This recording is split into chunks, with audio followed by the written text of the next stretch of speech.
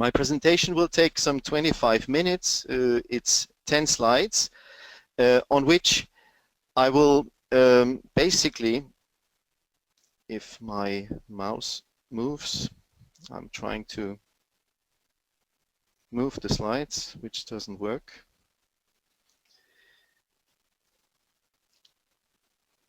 Here we are. So, as I said, 25 minutes, some 10 slides on which I first want to put into context which are the typical sales objectives and challenges, and then secondly share a couple of simple but very efficient tools to identify highest priority customer segments, efficiently confirm with the market through real prospecting, adjust product verticals and commercial messages, set realistic objectives, and accelerate finally the go-to-market. So to start with, and to put us a bit into situation, which are the typical objectives and challenges all of us encounter depending on in which situation we find ourselves, whether we are introducing a new product, whether we are entering into new markets, or want to foster growth, to grow into further grow into in our existing markets.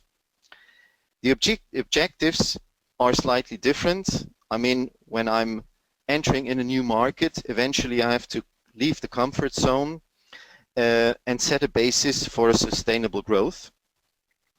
If I'm entering in a new market, I have to adapt my priorities. I have to eventually even adapt my messages in order to cope with the country specifics.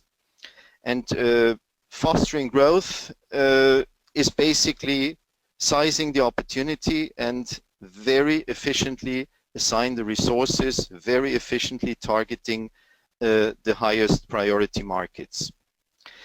In the end, the challenge is the same. The challenge is the same, even if my initial situation is different. It's basically to find evidence for my business case, evidence for my for the assignment of resources, for the assignment of time and money. So in the end, the challenge is where to go, where to put focus on, with which potential and realistic objectives, how to adapt my offering to verticals, how to adapt my messaging, and which are really realistic objectives which are not only on paper but really obtainable. As business consultants focused on business to business for technology vendors, combining concepts and hands-on sales acceleration, we are using mainly two very simple tools to get from strategy to action and to results. One is what we call the smart segmentation.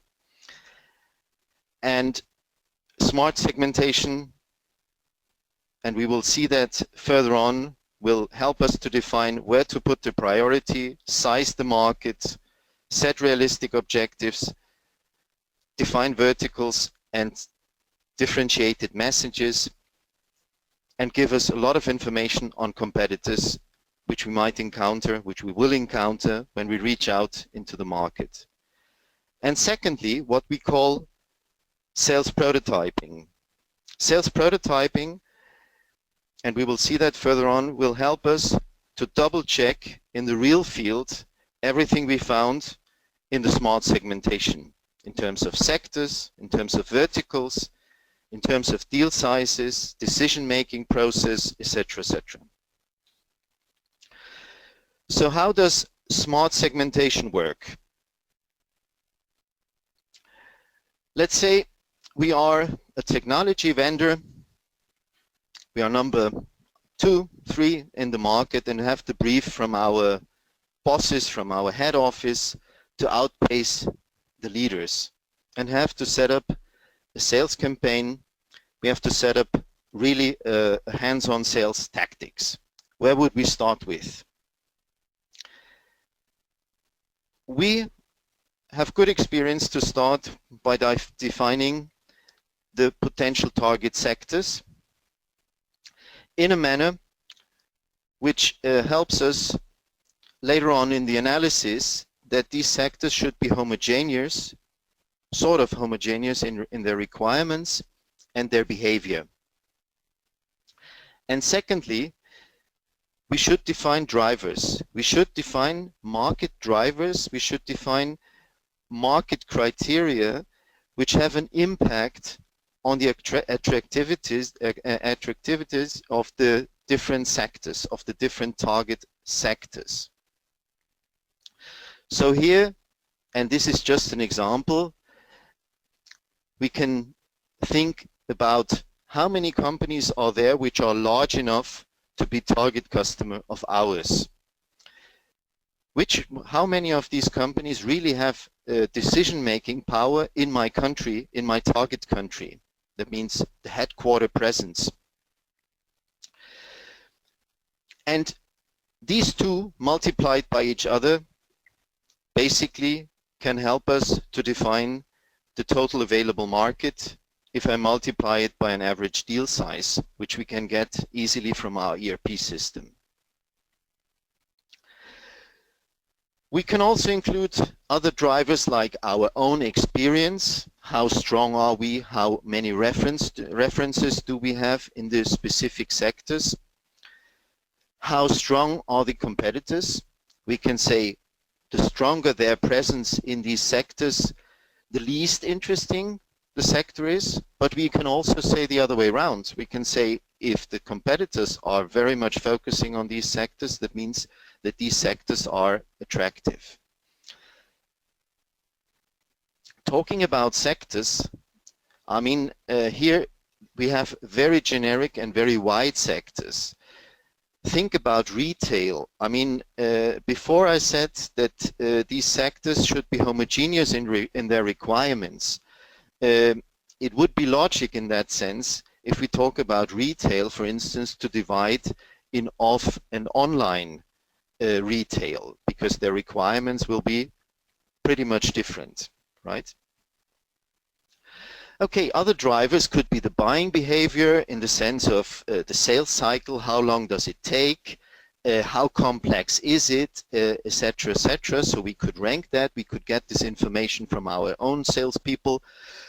We could also analyze emerging trends in the market which help us to sell our solution, which brings new pains into the market, which our solution is able to solve, etc., etc.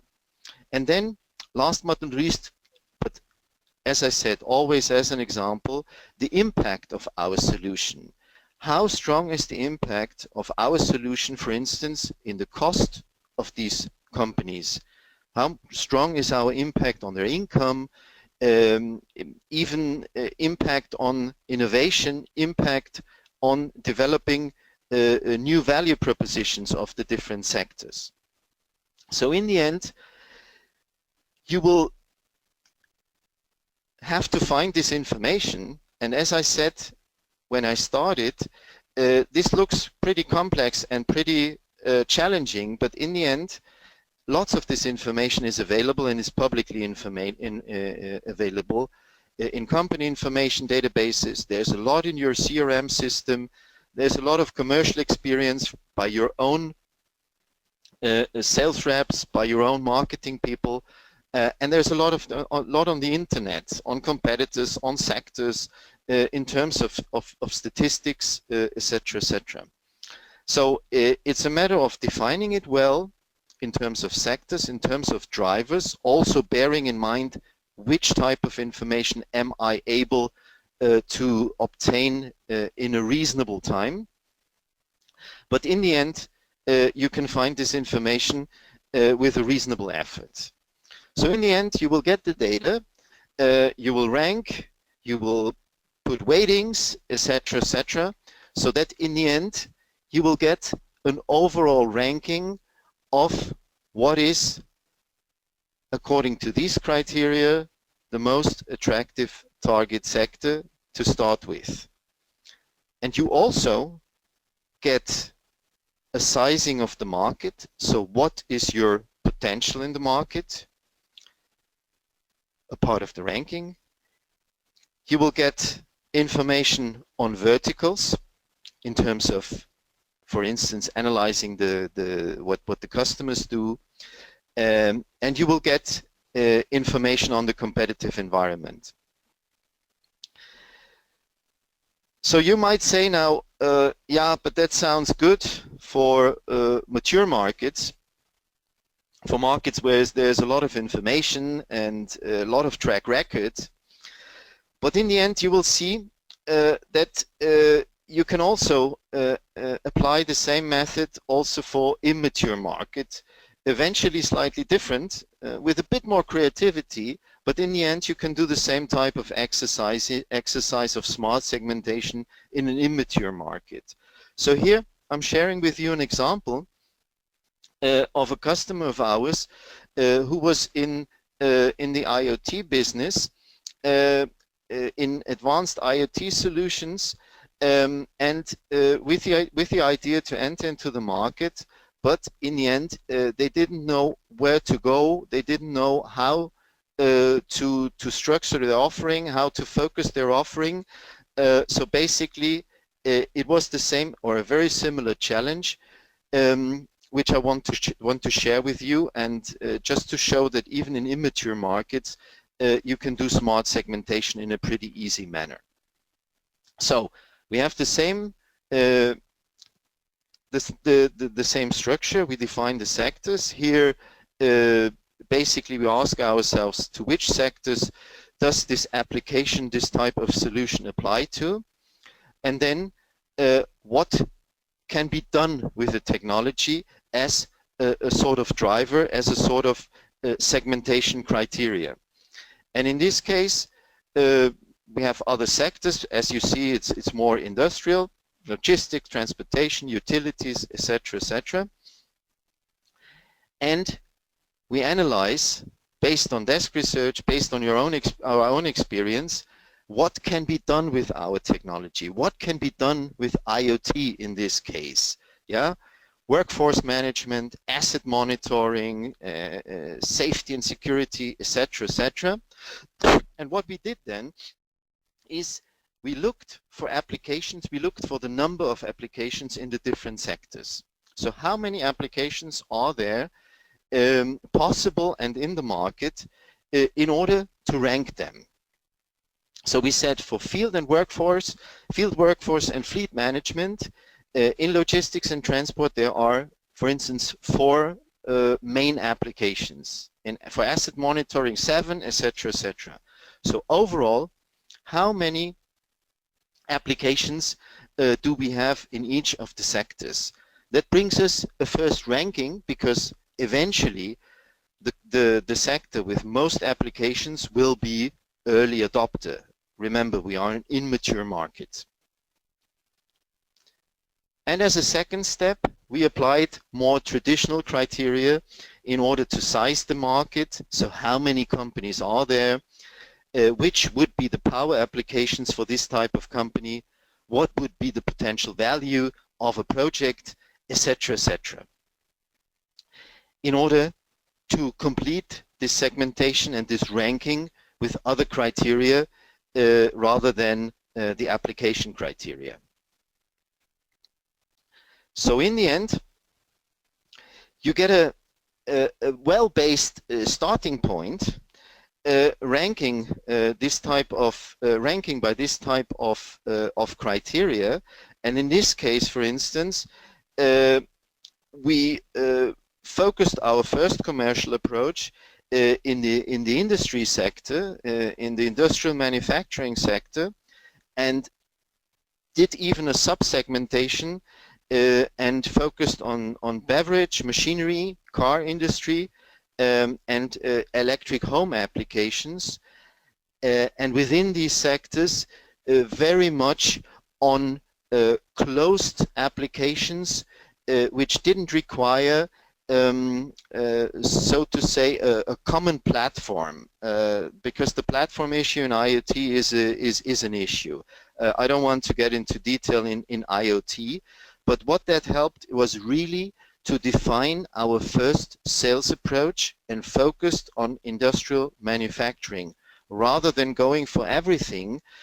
Rather going for markets which, according to McKinsey, to Boston Consulting, would be much huger by 2020 or 2025, which would be, I don't know, for instance, IoT for home and domestic applications. So, what are the main outcomes? In summary, what have we been seeing is that we have an easy to handle and pretty powerful tool to identify in a very simple manner priority customer segments and rank them, have evidence, can argue why we go for these priority customer segments.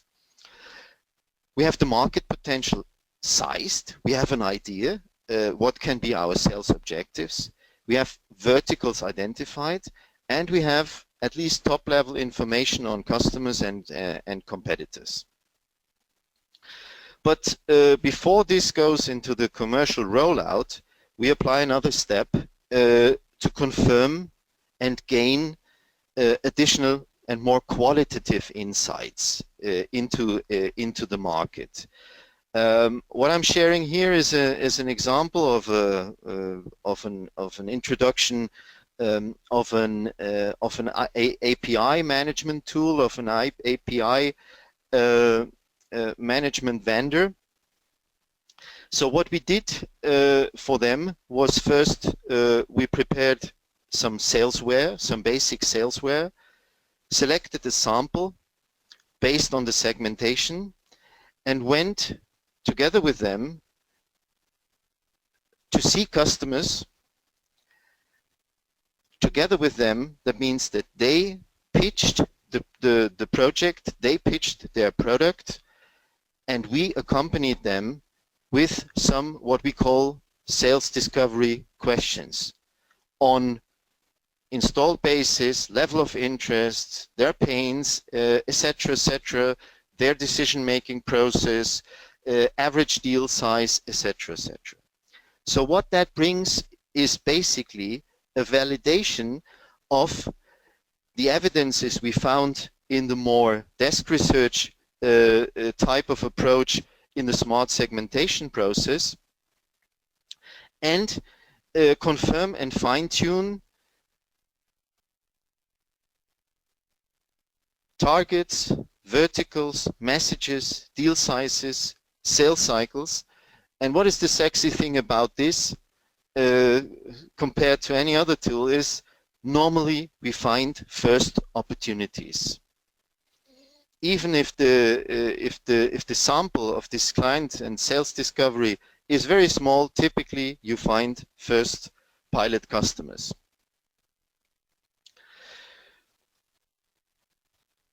So how do we then take this to implementation? And I think this is where you're all very much acquainted, but just to make sure that we do the right next move, we long list the companies we have identified as highest priority customers. We fix sales objectives based on what we found out in the smart segmentation and the sales discovery. We assign accounts to reach the objectives, and also assign accounts to the right salesperson. We shortlist them, we enrich them, we quantify the required resources realistically, and we start with the inside sales process.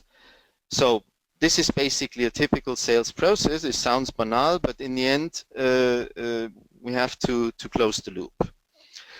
So what is critical? What did we see as critical? And this also might sound very simple and stupid, but in the end, both on a company and on an individual level, we have to be sure that we assign the right people, both for the analysis in the first phase, but also for the vertical sales approach. It's not the same to reach out to an IT company or to an industrial manufacturer. You have to speak the language, make realistic amount of time available, set realistic objectives over time, put systems in place to track it, so that eventually requires some adaptation of your CRM system, but also regular meetings on tracing and tracking how the process is advancing. And always keep in mind that this is not a sprint. Typically, it's a long-term approach. Sales cycles are not short in most of the sectors. So I have 2 minutes left before we open for questions. You will see that that you have in your panel a function which is called questions. There you can place your questions, and we get them in writing so that we can answer them. So in the end, just to finalize, I mean, you might ask yourself also, where do these guys know this from? I mean, it's basically part of our value proposition, working alongside conception, proof of concept, and developing the go-to-market, and then doing and supporting a sales acceleration in terms of front office outsourcing. And this, in the end, is part of our value proposition, which also includes corporate services in HR, in finance and controlling, and also in legal and tax compliance. So I hope I was able in these 25 minutes to share some experience, to share some tools which might help you, and if you have any questions, we should have a bit more time to answer them.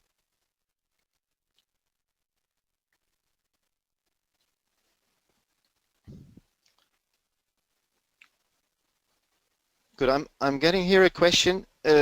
How long does this process take? This smart segmentation and sales prototyping.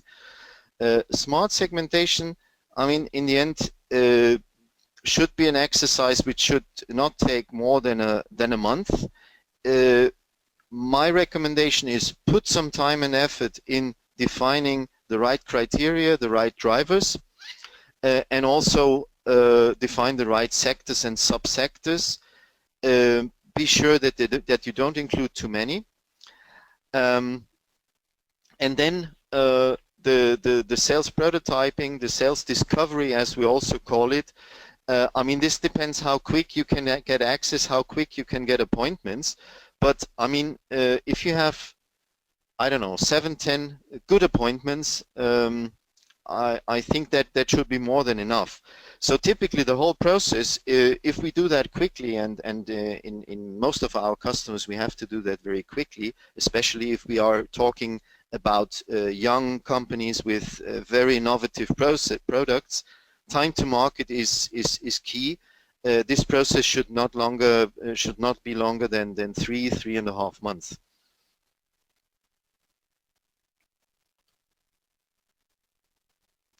I hope I was able to answer this question.